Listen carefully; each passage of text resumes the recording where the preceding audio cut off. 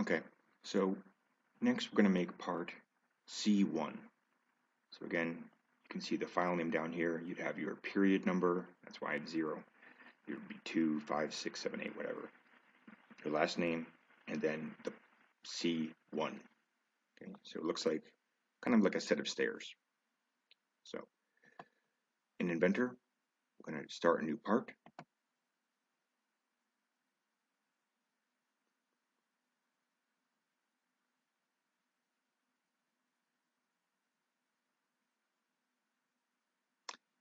And before you start sketching anything, we are going to save it first. So go up here to File, Save As.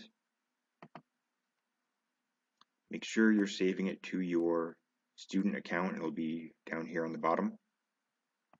It should have your student number there. And then you would save it. So period, 0, last name, and then the part C1. And you hit save. Okay, now we can start making the part. So we're going to sketch. And looking at this, it looks like I'm going to sketch the top view again. So I'm going to choose my XZ plane and I'm going to rotate it. Okay, and I'm going to use my line tool again. So I'm going to begin at the origin. So it snaps green. So I click once. And again, you want to make sure this is a vertical line. So you can see it snaps vertical and you get that icon. So this is going to be 2 1/4 inches. Okay, so that looks close enough. Now the next one, I need it to be horizontal, and this will also be 2 1/4 inches. So that looks close enough. And you can see the icon right there, that's the perpendicular icon. Now we need to go down, okay? And this is going to be, let's check, it's going to be 0.75 here.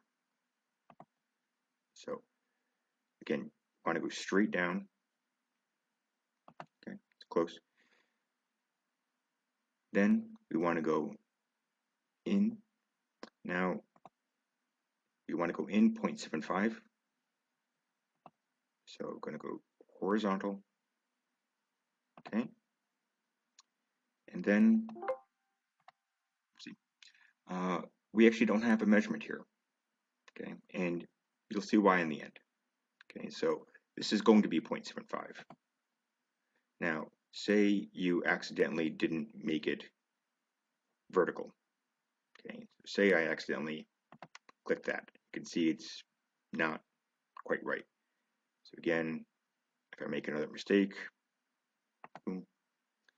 Okay, so now I need to come down here, and I want it to be at the same level as my origin. So if we go straight down, it'll actually snap to the axis. You can see it snaps right there. So we're going to click, and then to finish, I have to go back to where I started. All right, now I'm free. So we have to put dimensions on here. So I'm first going to dimension this line right here. So I click once, move it out, 2.25. I'm going to dimension this line right here. Click once, move it up, 2.25. I'm going to zoom in now. Now that I have my measurements, I know it's the right size. Okay, so this edge right here, I can see is 0.75. So I'll click once, move it out, click again, 0.75.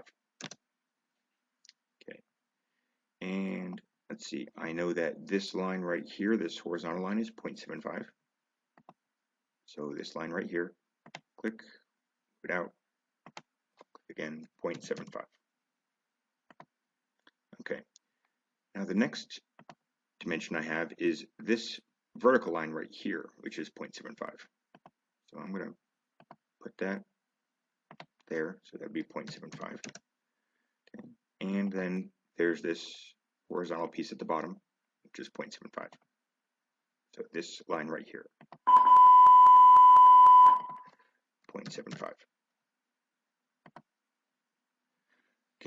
Now you can see these two lines are still bluish purple. So we're again, since I made a mistake, I need to go up here and use my perpendicular constraint again. So this is really the only constraint we're going to be using. So if I click on that, okay, I can make this line and that line perpendicular. So 1, 2. Okay, so now that's good. But I need this angle to also be 90 degrees. So I'll click here and here. And you can see now it's actually done. Now, let me show you why you don't need certain dimensions. So in my drawing, I didn't include this dimension right here, this vertical line dimension. Okay, and that's because if I did put a dimension here, if I tried to, so I click, then place, it says it's over constrained. Okay, now the reason that that's over constrained is if I know this edge is 2.25, I know this edge is 0.75, I know this edge is 0.75. This edge can only be the difference between 2.25 and my other two measurements.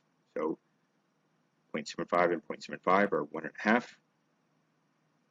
2.25 minus 1.5 gives me 0.75. So I don't need a dimension because it's already determined based on the geometry. So once everything is good, you'd finish your sketch. I'm going to zoom out a bit. And if I look at my drawing, it looks like it's 0.75 thick.